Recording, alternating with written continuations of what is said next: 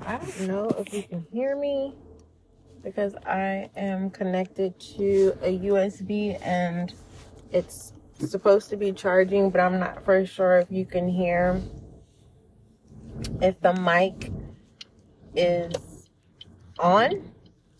But if this reading doesn't go through, then I guess the reading was supposed to be personal, and I receive it, but the energy that I've been tapped in for the last 2 hours was actually not 2 hours. I think I'm over exaggerating. An hour going into 2 hours. Pretty much the same thing, right? But I'm a tickler when it comes to that's just me. So yeah, moving forward, I was tapped into this energy of usher in Monday as if it was Sunday. Let me say that again. The channel message is usher in Monday as if it was Sunday. And so when I received that message, I had also received an additional message on top of that. I had just looked at the moon, and then something about existence.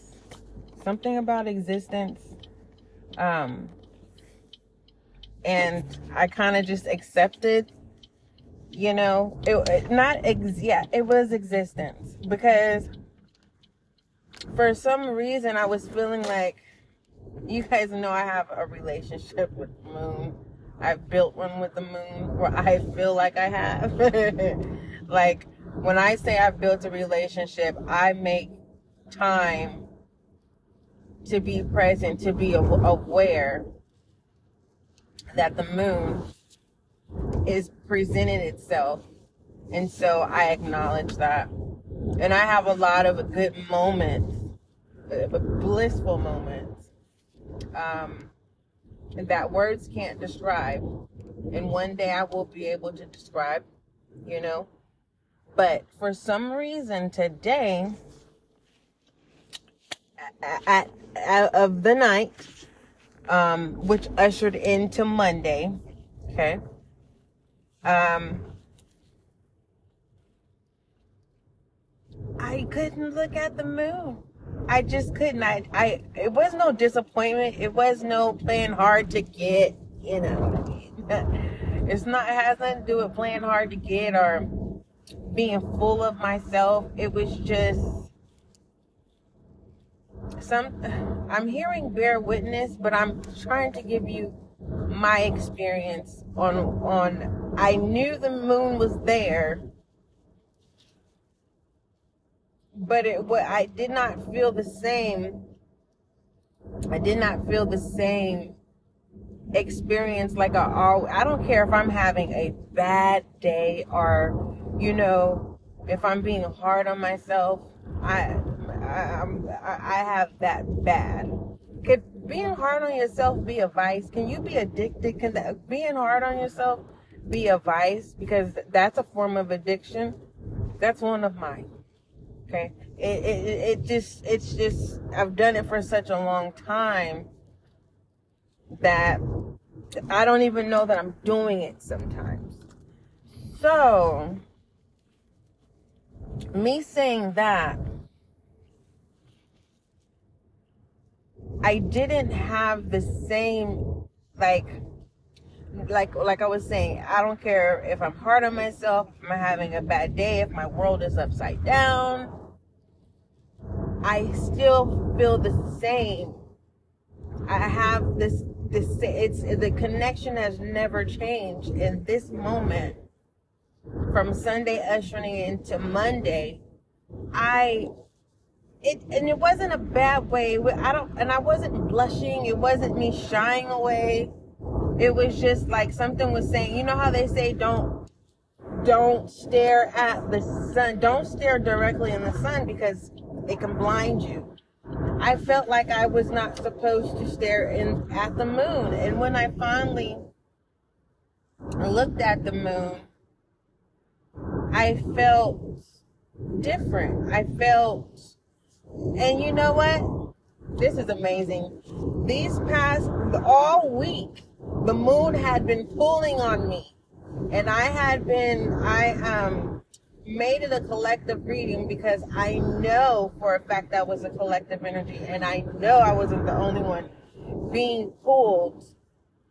And that has given me an eye awakener to drink more water. Okay. For others of you who are hydrated, it did something. Either you basically have this explosive energy compared to, and I consider myself part of the statistics of those who could have been dehydrated, right? It was pulling on my water within my body and there's nothing there. I mean, there's something there, but not, I don't feel it was the recommended dose of water that my body should have had, because I don't think that I would have been pulled on that way. So basically my battery was out and I needed a new battery. I had to get rid of that old battery, right? To exchange it for a new fresh battery, not a used battery. Okay. And hopefully that makes sense. I don't remember what reading that was referencing to, but I was talking about how the pull from the moon, for some of you it's a recharge, other of us, right? It's a signal saying you need a whole new battery, and when you get this new battery, you need to take care of it. Okay. Which I'm talking about the body being a battery here, okay, and taking care of it. So, what does ushering in Monday as if it's Sunday mean to you? Are you open to doing that? Did you get to rest on Sunday? So for some of you it is literally, did you get your rest? Others of you, when I say, did you get your rest on Sunday, it's just more so like nothing being overbearing, no overload, and just kind of just your day of unwinding and your day of fellowship. For some of you, it's just, your day to just unwind the way that you know how to do best. Others of you, it was rest. You slept the day away and woke into the night. Or you literally slept the day and the night away and you're ushering yourself into Monday. And so it's saying, usher Monday as if it was Sunday for those of you who had slept your night and day, because you needed that rest so that it could accompany you. When I'm saying accompany, it means so that you would have that full charge, okay, for the whole week. I think I'm going to stop it there. Don't forget, love is kind, love is gentle. If you are new here, I like to make sure everyone knows their element. I don't want anyone to be like, well, what am I? Yeah, because you would never believe what sign I am. You would never know. But I truly believe before I started becoming more aware of my spirituality other than my traditional belief systems, I always stated that I was all the signs. And when people would go, well, what sign are you? I'd be like, I'm all of them. And I've been told that I'm crazy. That means I'm crazy if I'm telling people that I'm all the signs. And some people would get mad, like, it's not that serious, just tell me your sign. And I would say I'm all the signs. And then other people will say, oh, I like that, that's unique, I'm going to use that. So I had 3 different experiences ongoingly. It was either one of the 3. And as I started to be more open to spirituality, more so, I learned that it's actually real. That with all 12 zodiac signs, I have different zodiacs in my birth chart. And it gave me a peace of mind. And not only did it give me another sense of reassurance that when God uses me, or when I get my downloads and, I scan them and I go, okay, I'm going to put this in my archive, okay, and when I need it, it'll come. Or when I'm reading something or I'm watching something and certain things, I'll put in my archive. But either than that, it gave me a peace of mind. It just made me feel like I was on one accord. Because at one point, I almost said I was going to stop saying that because I was getting less of, oh, I like that. And it was more so like, oh, yeah, you're crazy. And it's like, but I wasn't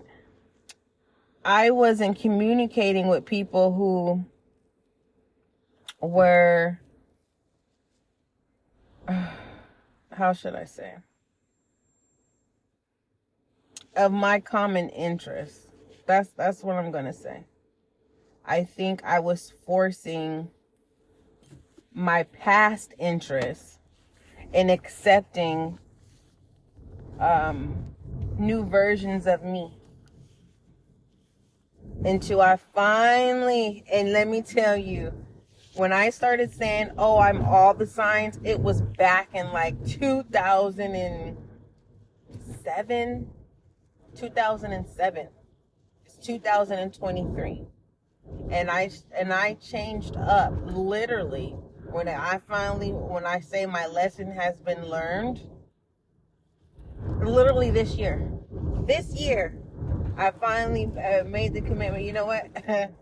I am not trying to convince people who do not have the common interests as me to understand where I'm coming from. Like, I'm not going to waste my time.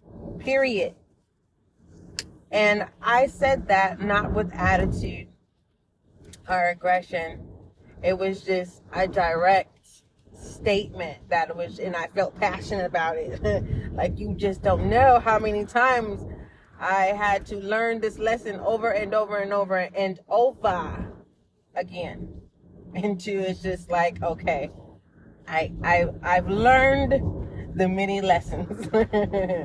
But each lesson was an experience that I will always keep with me. And I feel like whenever I recap a certain experience that I've had with uncommon interests, with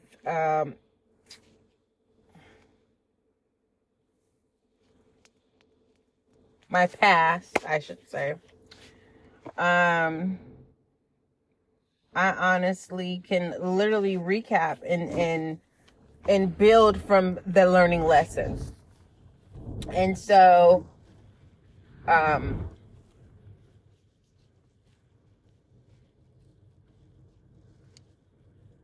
where do we go from here? This week, I encourage you, the assignment is to learn the difference from your intuition and discernment. Okay. If you feel that that's not a challenge, share. I'm actually going to do a reading about it. I don't know when, but when it comes to me, when I get into it, when I get that hit that says, okay, now it's time to do it, I will. I think I want to break it down separately and then bring them together. Excuse me. My nose is being tickled. So, I think I would do one. I would start off with intuition, and then I would do a separate reading that would be discernment, and then I would merge. Actually, not merge the two. I would discuss both together and see what messages come out. Okay, and then merge them together. So it will be 4 readings. Okay. So it would be 4 readings, basically. And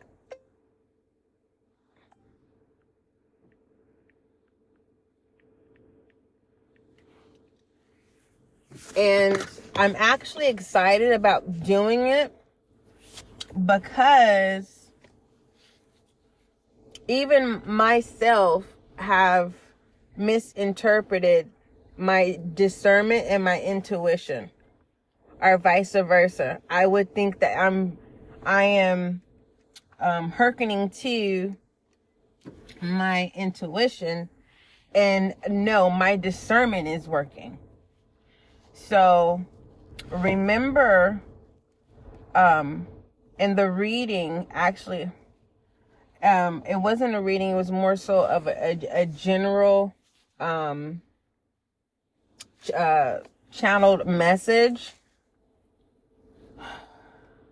And it's called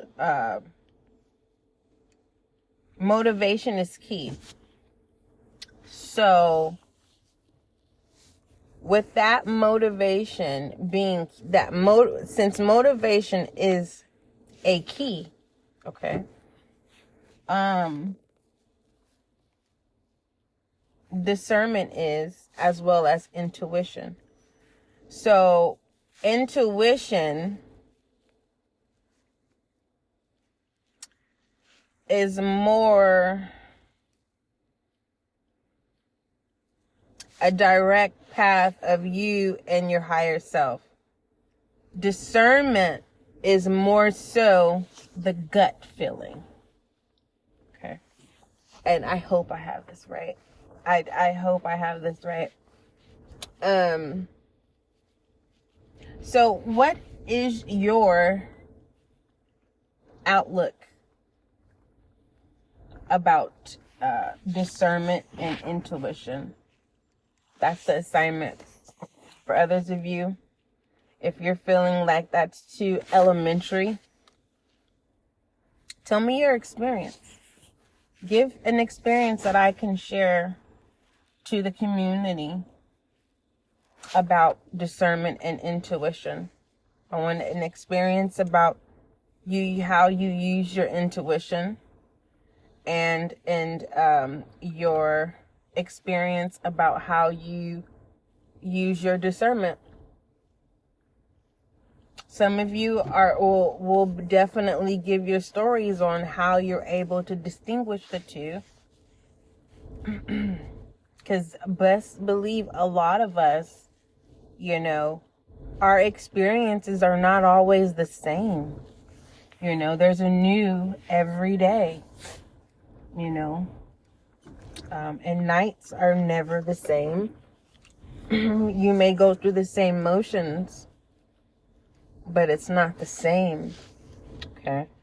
So I want everyone to be successful on your healing journey, as well as your personal journey, and I want you to separate the two. I want you to separate your healing journey, your healing experiences from your personal, because I don't want anyone to come onto your path and contaminate how much hard work you've put in, or I don't want anyone to change your mind set to postpone your healing journey. Okay. So, if for those of you where you need to acknowledge and, give yourself a reward yourself for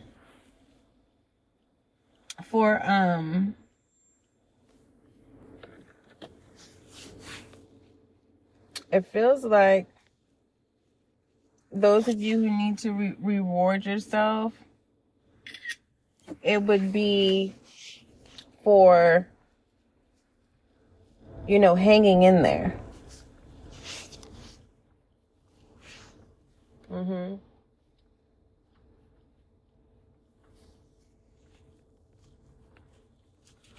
Yeah.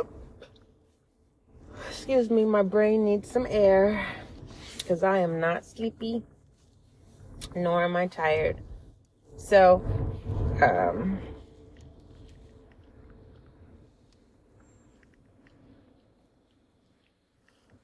just a moment, I'm multitasking. Oh, excuse me.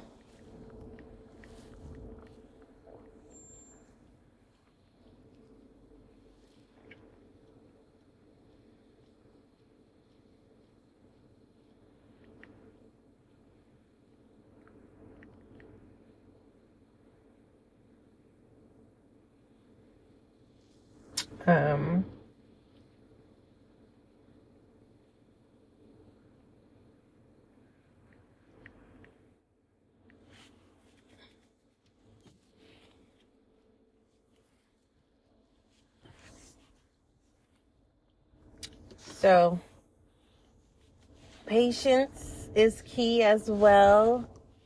There's so many keys. Wouldn't it be so fun that you can be granted a key that opens every door? That would be amazing. Like, to be able to have access and have that in your possession. That's why I feel it's very important to usher in Monday as if it was Sunday, and be excited about, for some of you who are like, I know this, I got this assignment, oh yes, whatever, okay, I know discernment and I know intuition. I really, really feel like there is an let me see, milestones. What is like, I know what milestones is, but I really feel like this healing journey, this milestone is about the heart. The heart is crying out, literally crying out. You can't hide it. So, you can't hide it. Or it's someone that you deeply have discernment, or you're having, you're being pulled, your intuition, you're thinking about a certain person a lot. What did I say? Milestone. All right. Milestone.